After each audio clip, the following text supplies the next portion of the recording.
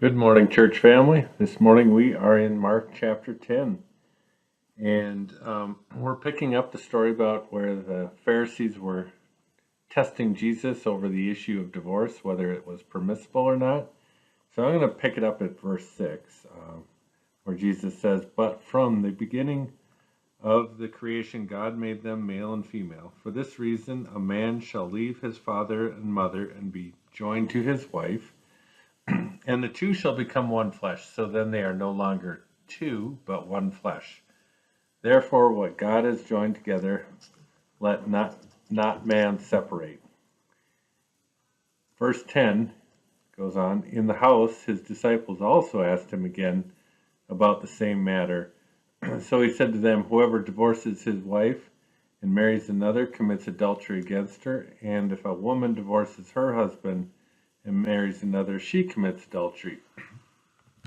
So Jesus is dealing with a very serious matter here, and one that not only the Pharisees were questioning him about, but his disciples. And so I wanted to give good attention to this. And so one of the resources I went to was this book called Self-Confrontation that a group of us went through about a year ago in a class. And the book really helps you to look at your beliefs and examine them or compare them against the scripture to find out where our beliefs might need to be changed in accordance with God's standards. And that's what's going on here in this discussion between the Pharisees and Jesus, and then even disciples questioning him.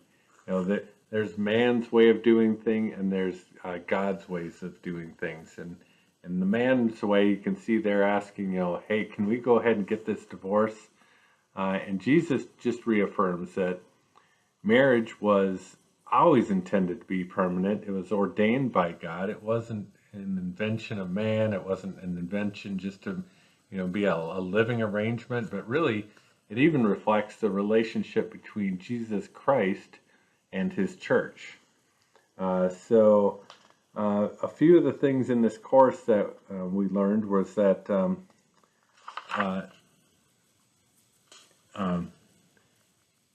your marriage is a commitment that's sovereignly ordained, and it's not to ever be dissolved. And if it does, it results in damage. When Jesus talks about one flesh not being separate, two flesh becoming one, and not to be ever separated. And obviously, if you have to separate one flesh into two, that's like an amputation. That's serious medicine. Like, you wouldn't go to your doctor because you have a cut on your leg, and if he offered to amputate your leg to fix that problem, that would be like a drastic measure, right? And that's what divorce is. It's a drastic amputation that's going to cause a lot of damage for not only the people involved in that marriage, but the children and the rest of the family. So it's clear that Jesus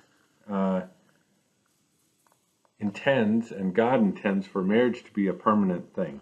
So some of the things that we can do to try to make marriage permanent and is to resolve conflicts in a biblical way. And the book illustrates that there's man's way of resolving conflicts, and then there's God's ways. And I like the way it illustrates it. There's two people, man and wife here, and when there's conflict, they get pushed apart. And the things that they might do to push each other apart are, just sin, or like lying to one another, covering up inappropriate relationships. It could be going off into one person going off and kind of living a separate life, doing their own thing, ignoring their spouse. Other things they talked about is just seeking reasons to leave, and so, or threatening to leave. If you've come from a relationship or come from a a background where divorce is in your family, you're more likely to seek divorce as a remedy for a conflict rather than, um, try to work through it in a godly manner. So then the other illustration that's in that book is how to relate to God in your marriage. So instead of just you and your wife kind of battling it out, we've got God up here, uh, and husband and wife down below him. And as each of those people seek to do God's will, be obedient to God, they're going to draw closer to God, and that draws them closer to one another. They should be seeking to love one another just as Christ loved the church. They should be esteeming each other as more important than themselves. When those things happen, it's not going to be this, it's going to be this. And so, my prayer for you is that, in your marriages, in your relationships, that putting God first is going to draw your marriage together and make it stronger. And I just pray that, throughout this church, throughout our community, that, people would turn to God in their times of conflict and not their own ways. Thank you for the time this morning. I love you, and have a great day.